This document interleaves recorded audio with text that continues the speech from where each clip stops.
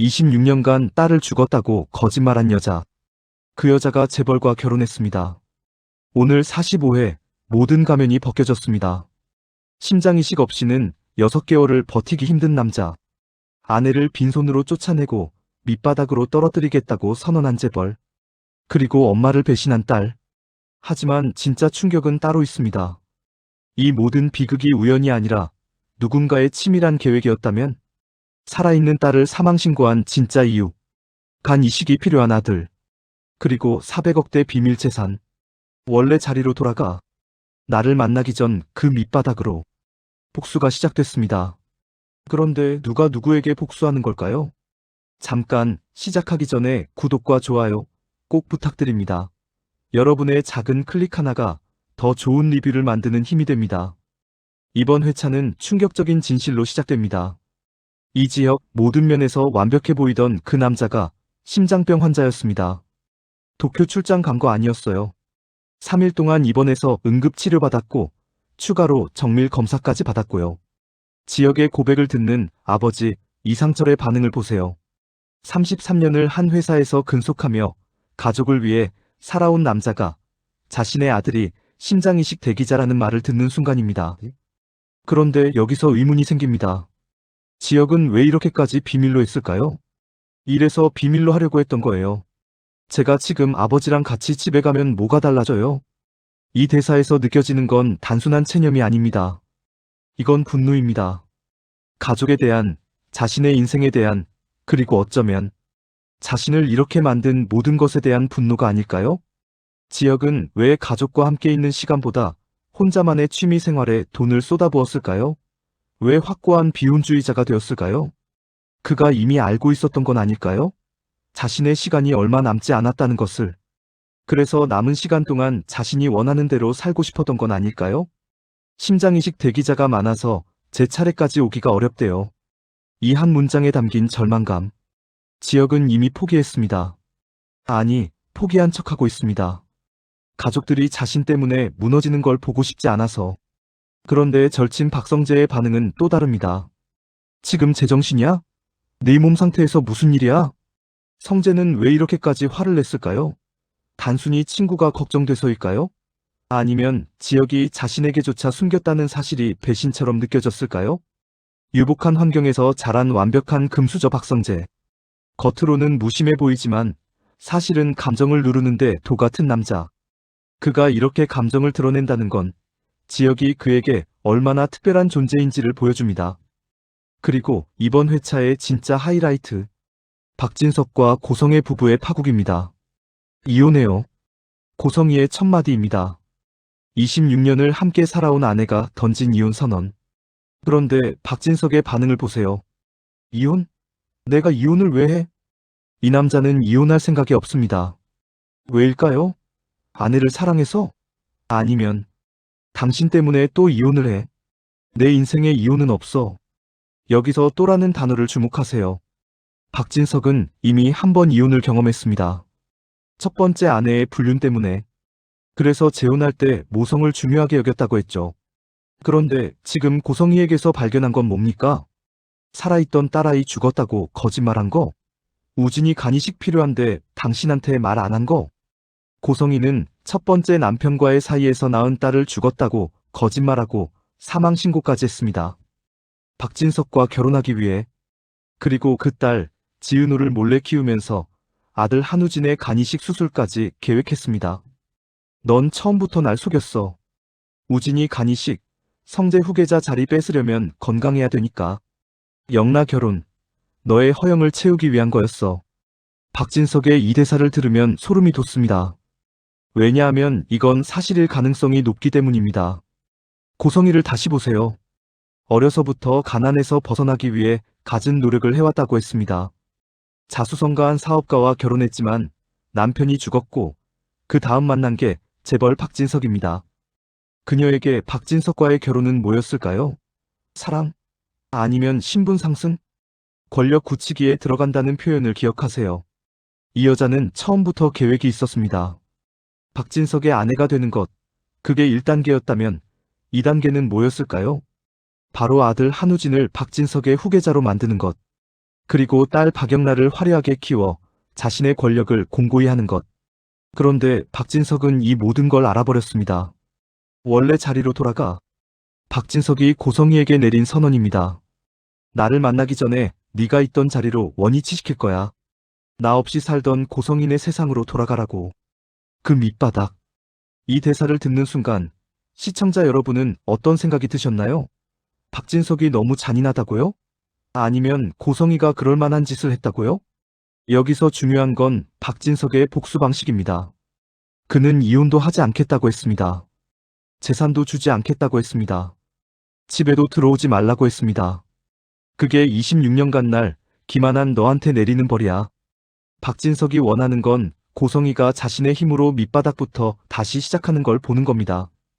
그리고 그 과정에서 자신이 얼마나 큰 존재였는지 깨닫게 만들고 싶은 겁니다. 그런데 이 복수 정말 성공할까요? 고성희의 반응을 보세요. 그녀는 쫓겨나면서도 이렇게 말합니다. 내 재산만 돌려줘요. 어차피 근저당 이혼 소송 가면 당신 개망신당하고 이혼당해. 근저당도 다 풀릴 거고. 뭔가 이상하지 않나요? 쫓겨난 여자치고 너무 침착합니다. 마치 이미 다음 수를 계획하고 있는 것처럼. 그리고 나온 장면이 백미입니다. 박진석은 고성희가 비밀로 모아둔 재산이 있을 거라고 확신했습니다. 그래서 찾아냈죠. 고성희의 부동산에 몰래 근저당을 설정해버렸습니다. 당신을 믿었을 땐 난 1%도 의심 안 했지만 당신이 날 속인다는 걸 알고 나서는 나도 당신만큼 머리는 돌아가지. 아니 그 이상이지. 박진석의 이 대사 소름 돋지 않나요? 이 남자는 고성희가 숨긴 재산을 전부 찾아냈습니다. 그리고 그걸 못 팔게 막아버렸습니다. 그런데 여기서 의문입니다. 박진석은 언제부터 고성희를 의심했을까요? 한우진의 간이식 때문일까요? 아니면 그 전부터 뭔가 이상하다고 느꼈던 걸까요? 당신 대단하다고 말하는 박진석의 표정을 보세요. 이건 칭찬이 아닙니다. 이건 경멸입니다. 26년 동안 자신을 속인 여자에 대한. 그런데 고성희는 포기하지 않습니다. 7개 중에 제가 동의한 근저당은 한 건도 없어요. 그녀는 즉시 변호사를 찾아갑니다. 그리고 승소 확률이 높은 소송을 준비합니다. 끝나고 받으시면 어때요? 성공보수 20% 드릴게요. 그것들 보증금 전세금 빼도 400억 넘어요. 400억에 20%. 80억입니다. 변호사가 이 제안을 거절할 수 있을까요? 고성희는 처음부터 이 카드를 준비하고 있었던 겁니다. 이런 뻔한 근저당, 무효 소송에 승소할 자신 없으세요? 고성희의 이 말투를 보세요. 쫓겨난 지 얼마 안 된 여자가 아닙니다. 이건 전쟁을 준비하는 장군의 모습입니다. 박진석은 고성희를 밑바닥으로 보내려 했습니다. 하지만 고성희는 절대 그냥 당하지 않을 겁니다. 그녀에게는 무기가 있습니다. 법, 그리고 돈. 그리고 이 모든 혼란 속에서 딸 박영란은 어떤 선택을 했을까요? 엄마가 돈 달라고 했는데 내가 안 보내겠다고 문자 보냈더니 계속 전화와. 영란은 엄마 편을 들지 않았습니다. 엄마가 벌 받을 일을 했잖아요. 쉽게 용서받지 못할 일을 하셨어요. 이 대사 놀랍지 않나요? 고성희가 애지중지 키운 딸이 엄마를 배신한 겁니다. 아니, 정말 배신일까요? 영란의 입장에서 생각해보세요. 어려서부터 성희의 손길 안에서만 살았던 탓에 그림자 같은 청춘을 보냈다고 했습니다. 영란은 엄마의 계획대로 살아온 인형이었습니다. 신의 화가라는 타이틀도 엄마가 만들어준 겁니다. 그런데 이제 그 모든 게 거짓말이었다는 걸 알게 됐습니다. 엄마가 자신을 사랑해서 키운 게 아니라 권력을 유지하기 위한 도구로 키웠다는 걸. 영란의 거절은 단순한 배신이 아닙니다.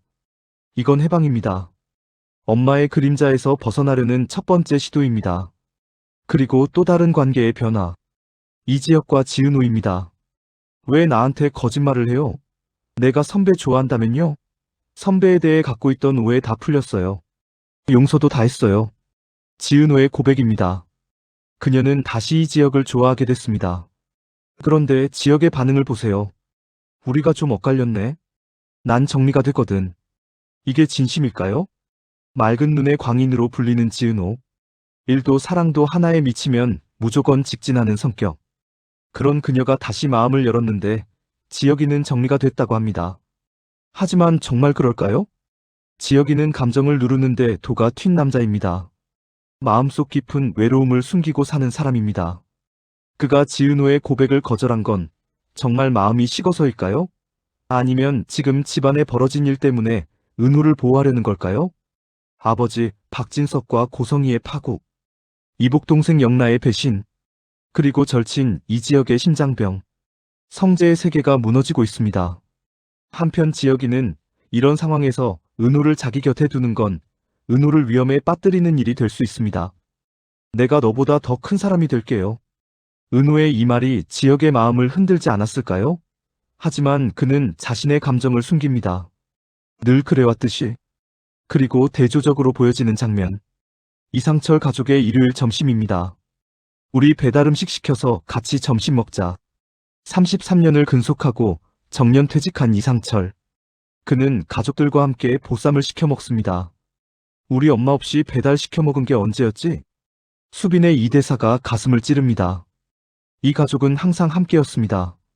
엄마 김다정이 만든 음식을 먹으며 행복했습니다. 그런데 지금은 다릅니다. 큰아들 지혁은 심장병 환자입니다.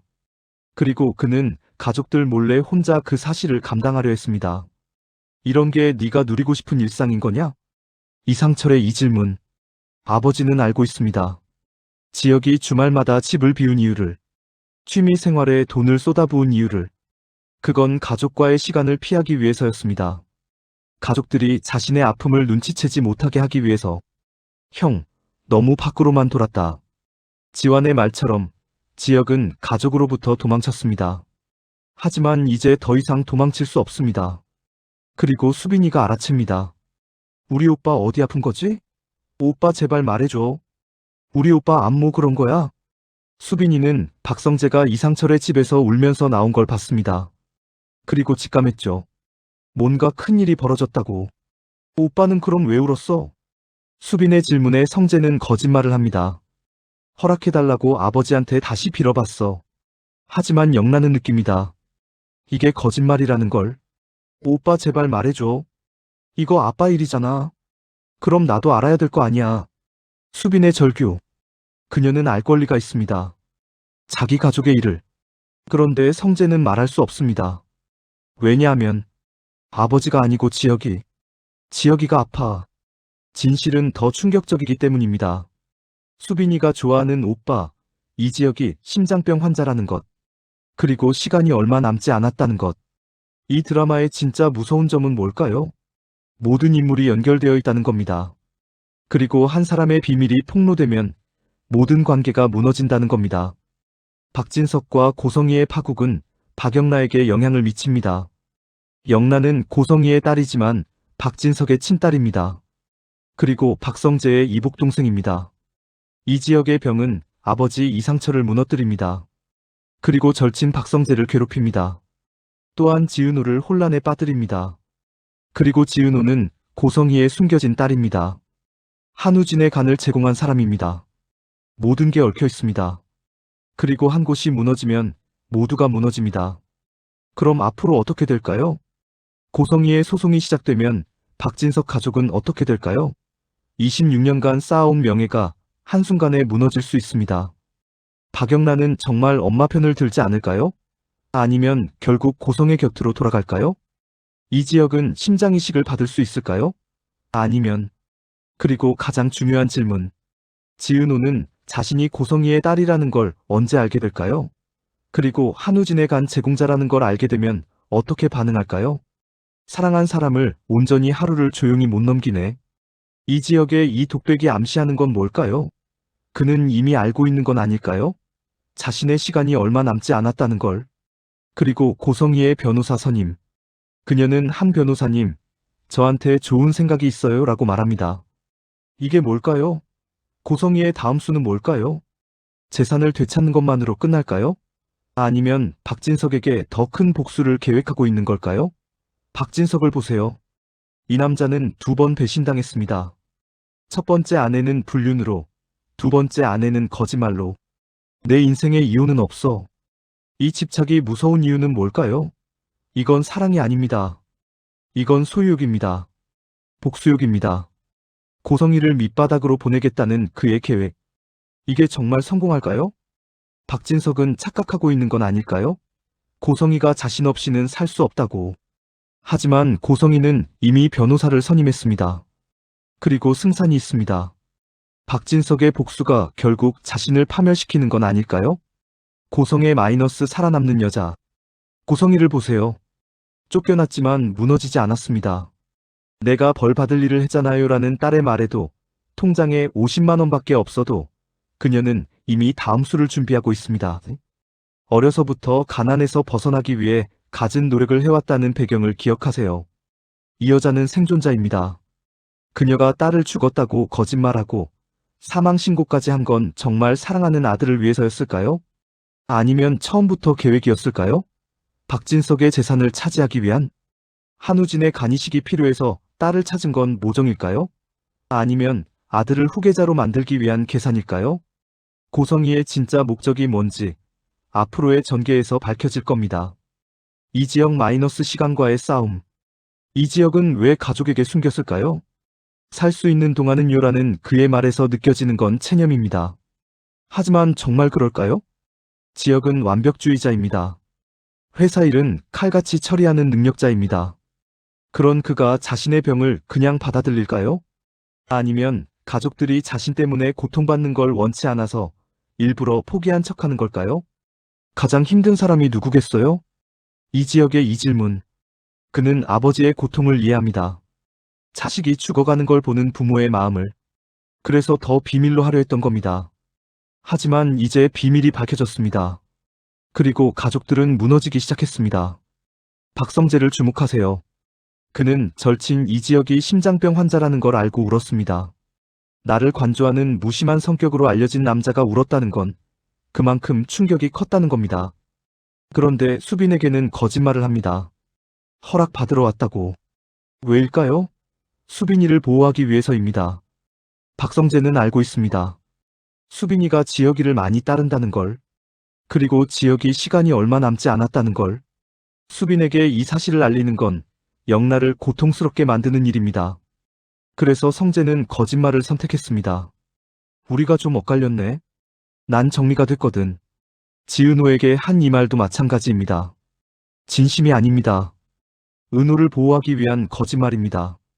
지혁이는 지금 모든 걸 혼자 감당하려 하고 있습니다.